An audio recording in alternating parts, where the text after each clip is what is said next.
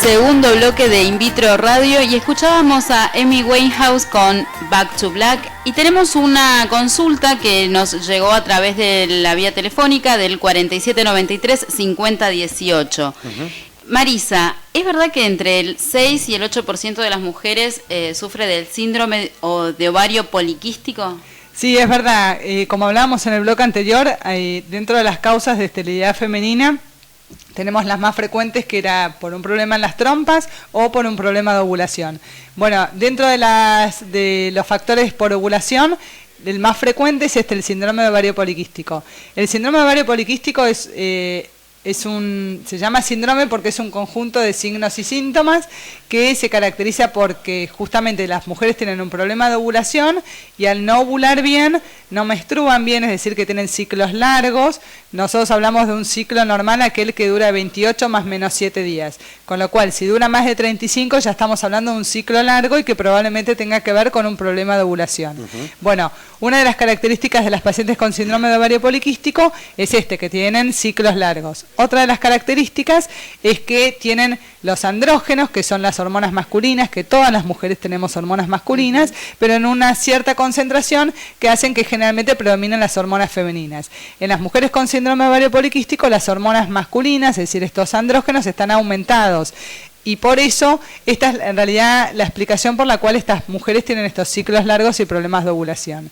Estas dos cosas, es decir, estos ciclos largos más los andrógenos altos, hacen que estos andrógenos altos en general se manifiestan porque son mujeres que tienen más pelo o que tienen acné, o en muy pocos casos puede ser que tengan lo que se llama alopecia, que es la falta de pelo en el cuero cabelludo.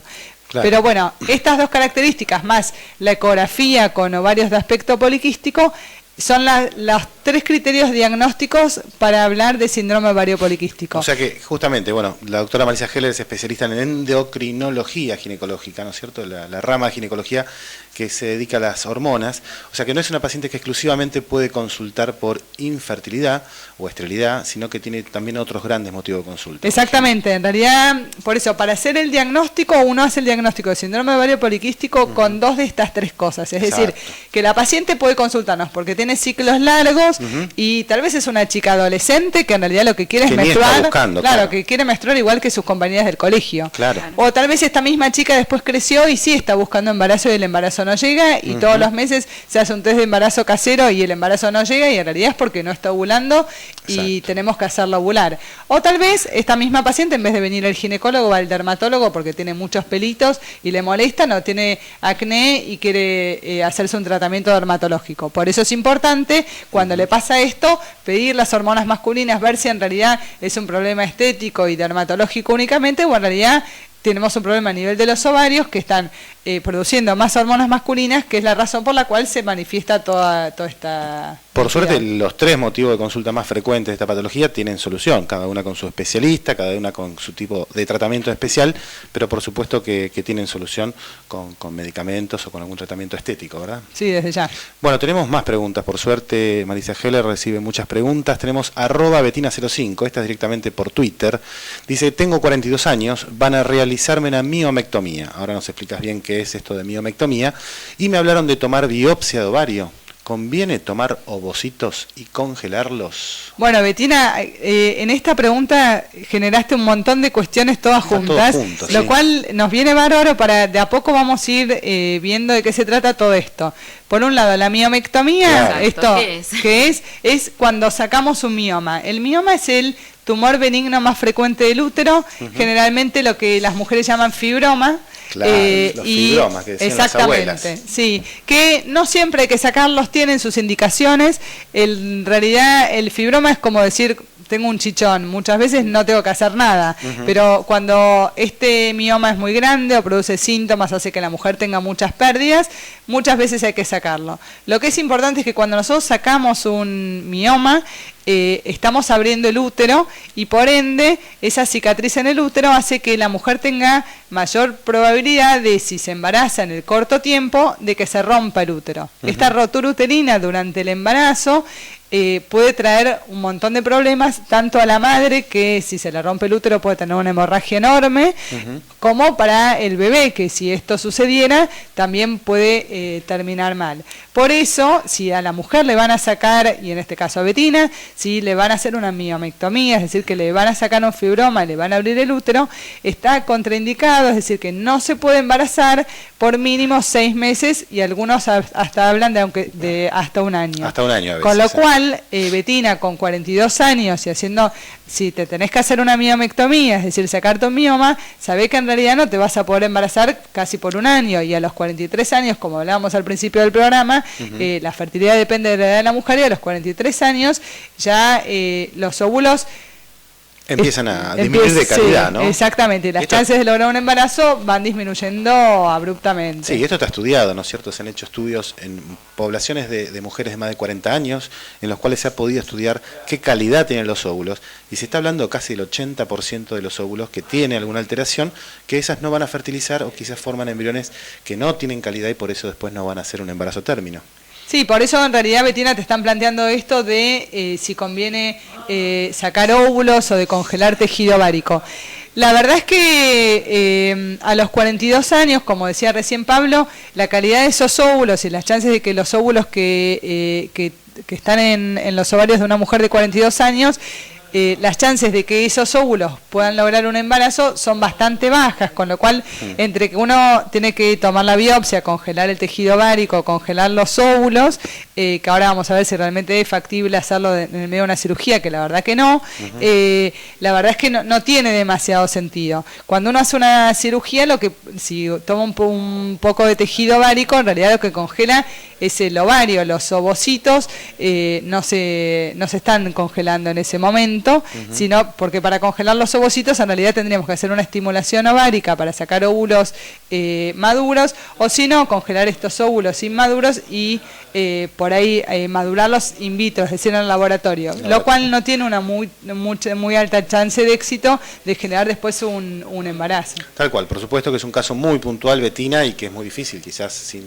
recorrer toda tu historia clínica, recomendarte, pero en las generalidades lo que te recomendó la doctora Marisa Heller es lo que se está utilizando, ¿no? Y lo que se está haciendo. De todas maneras, siempre tenés que tener mucha confianza en tu médico tratante y seguir todas las indicaciones. Esto se va a multiplicar. Acordate que venimos, Marisa, en una semana en la que se sancionó la ley, ¿no? La ley de fertilidad que tanto se fue buscando durante tantos años, ¿no? Yo me acuerdo por lo menos proyectos de ley de más de 20, 25 años, cuando éramos estudiantes de medicina. Sí.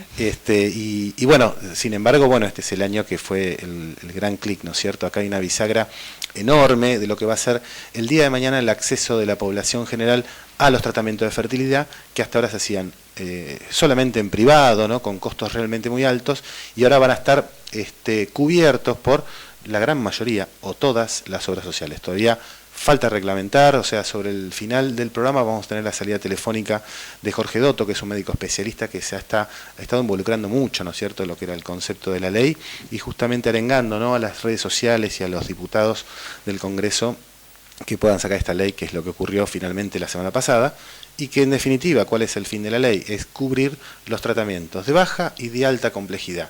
Y definime en 2 palabras, ¿qué quiere decir esto de baja complejidad, de alta complejidad, como para ir de a poquito entrando en el tema? Sí, dentro de los tratamientos, como decías, Pablo, los podemos dividir justamente en baja complejidad y alta complejidad.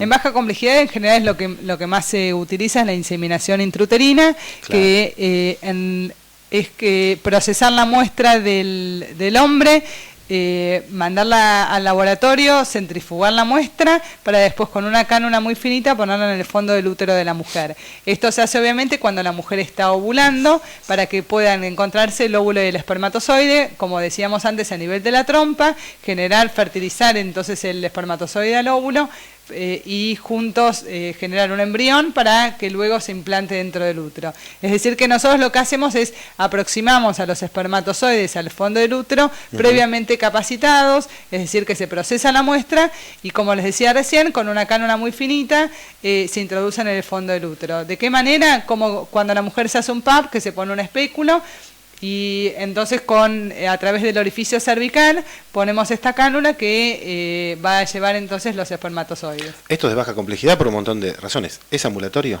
Sí, esto se hace en el consultorio, la paciente entra caminando, se va caminando, no necesita anestesia, como les decía, es como un PAP, no necesita reposo ni previo ni posterior, de hecho los espermatozoides tienen que hacer su trabajo para llegar a encontrarse con el óvulo. Que también lo harían si no hubiera habido una intervención médica en ese caso, ¿no? Desde ya, de hecho no están contraindicadas las relaciones sexuales porque no habría razón para que eso sucediera. No, al contrario, un profesor mío decía, bueno, como el caminito, ¿no? De acá a Mar del Plata, y te estamos dejando como en Chascomús, ¿no es cierto? Ya es un tirón. Sí. Eso es importante para que haya una coordinación, un encuentro entre exactamente la fecha ovulatoria y los mejores, ¿no? Como la selección de los mejores espermatozoides de esa muestra. Por eso es importante, para poder llegar a ese momento, monitorearle el ciclo a la paciente, que a veces o lo podemos hacer en un ciclo natural, es decir, sin estimular a la paciente, porque por ahí es una paciente que ovula, o lo que generalmente hacemos es estimulamos la ovulación para aumentar las chances de éxito de este procedimiento. Sí. Sí, en realidad como es una técnica que, si bien, como decías, acerca un poco los espermatozoides, no tiene una muy alta tasa de efectividad y por eso para tratar de aumentar esas posibilidades de lograr el embarazo, lo que se hace es estimular la ovulación de la mujer. Para que haya más óvulos en juego. Exactamente. ¿Hasta cuántos óvulos? Esto del gemelar, del trillizo. Exactamente. Normalmente, mitos, ¿no? Los tratamientos de fertilidad también. Normalmente la mujer ovula un óvulo por mes, es decir que si nosotros hacemos una ecografía vamos a ver un folículo, los folículos están dentro de los ovarios y dentro de esos folículos los más grandes son los que tienen los óvulos maduros y entonces si normalmente nosotros tenemos uno solo, lo que hacemos cuando estimulamos la ovulación, nuestro objetivo es desarrollar al menos uno, obviamente, en aquella mujer que no ovula, por ejemplo, la de síndrome ovario poliquístico que hablábamos antes, la estimulamos porque es una mujer que no genera sino óvulos, y entonces generamos al menos uno y no más de 3. ¿Por qué no más de 3? Porque en realidad las posibilidades de que esta paciente tenga un embarazo múltiple tienen que ver con la cantidad de folículos grandes que tienen probablemente óvulos maduros que pueden ser fertilizados. Tal cual. Por supuesto, aumentan las chances, va a ser un poquitito más que una relación sexual espontánea, ¿sí? De ninguna manera es el 100%, esto en medicina en ninguna especialidad es posible, menos en fertilidad, que estamos planteando ya en el primer bloque, habíamos hablado con la doctora Marisa Heller, que la tasa de embarazo por ciclos del 20%, entonces apenitas podríamos llegar a empatar o mejorar un poco las chances con respecto a eso de los porcentajes de éxito. Tenemos preguntas para la doctora Marisa Heller, hay que comunicarse al 4793-5018 o directamente desde la página de Twitter en @invitroradio, van a ser leídas. La mujer tiene que tener entre 30 y 40 años para que esté incluida de la ley. Esto por supuesto, y Marisa lo habrás visto, esa paciente que tenía 40 años y medio iba a tu consultorio y se encontraba con que no tenía cobertura. ¿Cómo era esto? Sí, es verdad. Lo que pasa es que los recursos son limitados y es verdad que en muchos países esto que está reglamentado se hace hasta los 40 años, por lo que veníamos hablando desde el inicio de la charla. Como la fertilidad depende de la edad de la mujer y así como es más difícil embarazarse a los 40 en casa, también es más difícil con los tratamientos. Este mito de que no me importa la edad y total me hago un in vitro y me voy a embarazar, no es así. Las posibilidades de éxito, tanto como para embarazarse en casa como para un tratamiento, dependen de la edad de la mujer. Y después de los 40 años, la tasa de embarazo disminuye bastante cuando uno hace una fertilización in vitro. Y por eso, esto de los 40 años no es caprichoso y en muchos países es así, que se cubre hasta los 40 años. Vamos a ver qué pasa con la ley en capital. En provincias así es hasta los 40 años. Bueno, genial. Vamos rápidamente, un segundo corte. Vamos a seguir hablando en el último bloque con Marisa y ya estamos por terminar. Mirá, se nos fue el programa volando, Marisa. Volvemos pronto con más In Vitro Radio.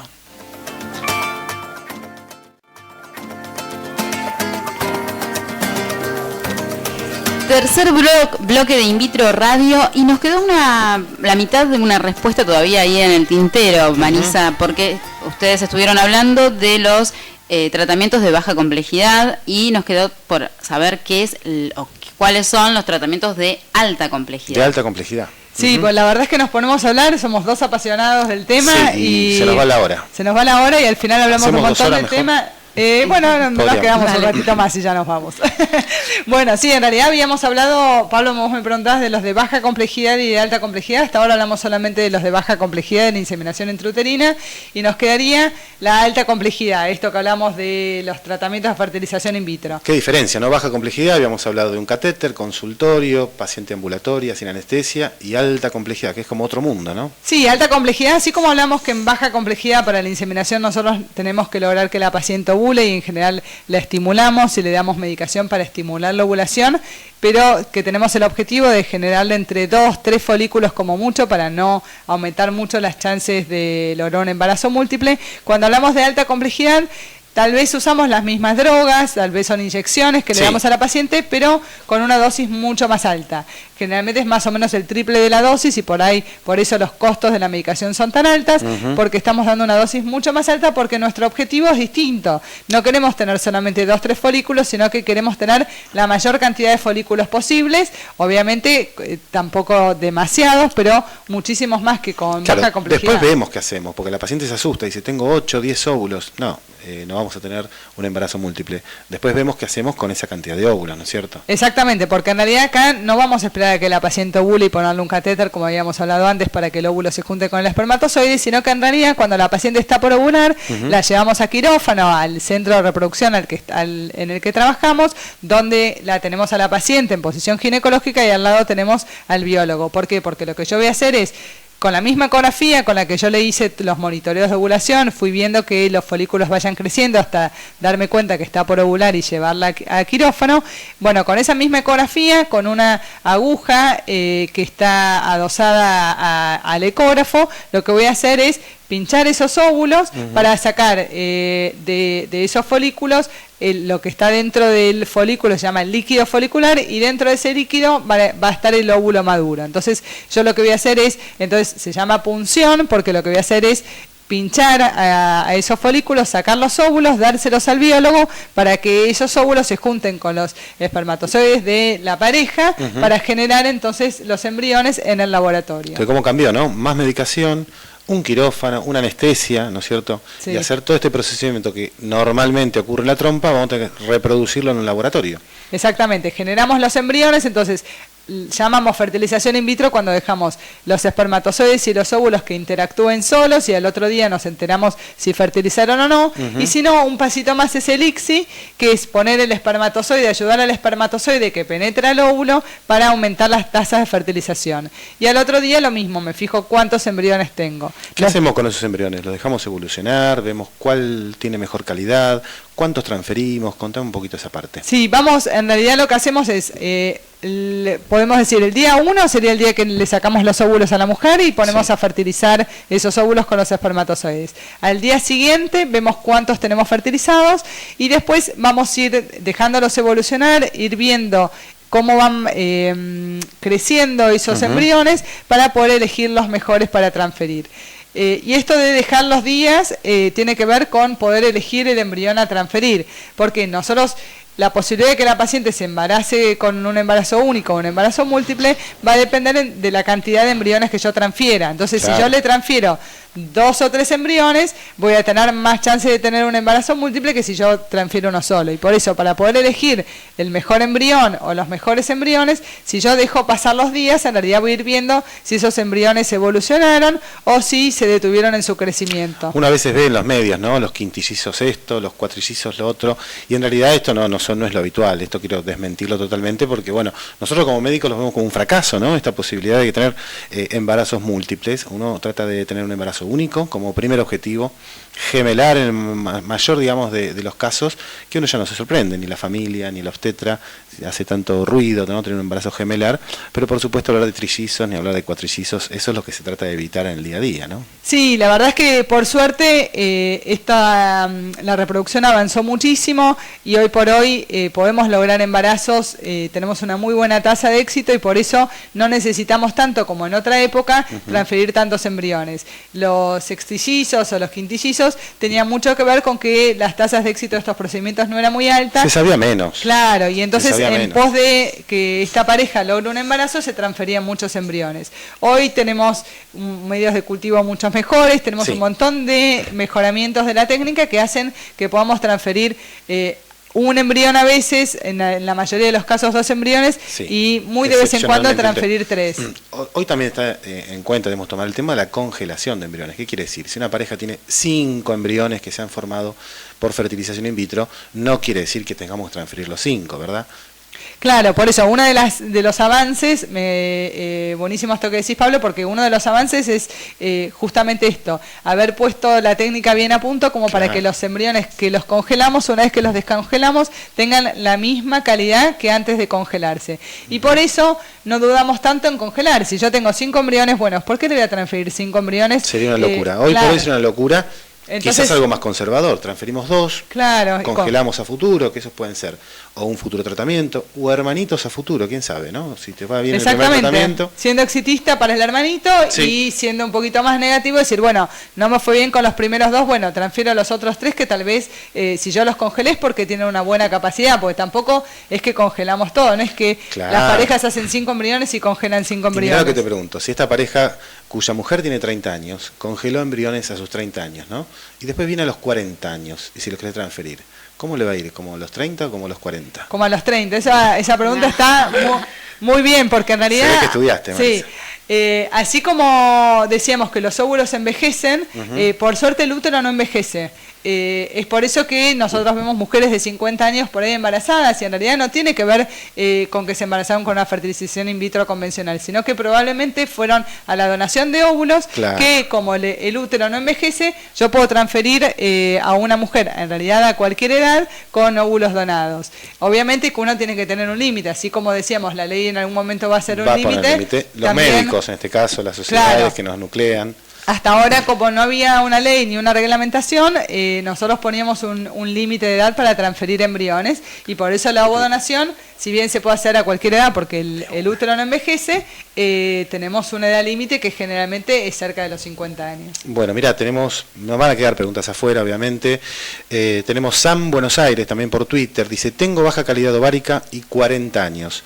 Me dieron DEA para tomar, para in vitro, y no tengo trompas. ¿Es bueno el DEA? Contame qué es el DEA en 2 palabras. Sí, está medio de moda, ¿no? Sí, sé que estamos mal de tiempo. La DEA es una hormona masculina, que es una hormona muy leve, que en realidad se transforma en testosterona, que es la hormona masculina más potente. Si uno administra testosterona, produce un montón de efectos adversos, esto que decíamos del pelo, el acné, hay un montón de cosas que hacen que uno no pueda dar testosterona. Mientras que puede dar la DEA, que sería como una prohormona, que en realidad se convierte a testosterona, pero en una cantidad mucho menor, y por eso se puede utilizar. Es verdad que está muy de moda porque está comprobado, hay un montón de estudios que demuestran que en aquellas mujeres con reserva ovárica baja, que son estas mujeres generalmente cerca de los 40 años, cuyos óvulos no son tan buenos porque, como decíamos, ya envejecieron con ellas, les podemos dar DEA que mejora el microambiente y que hace que estos óvulos parecieran ser de una chica menor. Igual todo tómenlo con cierta, entre comillas, ¿no es cierto? Porque esto DEA ha salido como una especie de pastilla milagrosa y la verdad que por supuesto que puede ayudar. Sabemos que mal no hace, la recetamos y por supuesto que si tu médico especialista Sam Buenos Aires te la dio, tomala con total confianza porque evidentemente estás por el camino correcto. Se nos va el programa, ¿no es cierto, Mariana? Sí, pero antes vamos a recordar quién nos visitó, la doctora Marisa Heller, ginecóloga especialista en medicina reproductiva, directora de Procrearte Nordelta. Así que si ustedes quieren comunicarse, pueden ingresar a www.procreartenordelta.com.ar o comunicarse al teléfono 4871-8518 o al 4966-2896. Excelente, tiene 2 consultorios, uno en Nordelta justamente y otro en Capital Federal para la que le quede más cerca. Bueno, Marisa Heller, muchísimas gracias por haber venido.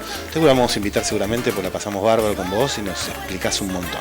Sí, un placer haber venido. Muchísimas gracias por la invitación. Gracias, Mariana. Gracias, Ramiro, en los controles. Nos vemos el martes que viene a las 21 acá por AM Líder 1540 In Vitro Radio. Gracias.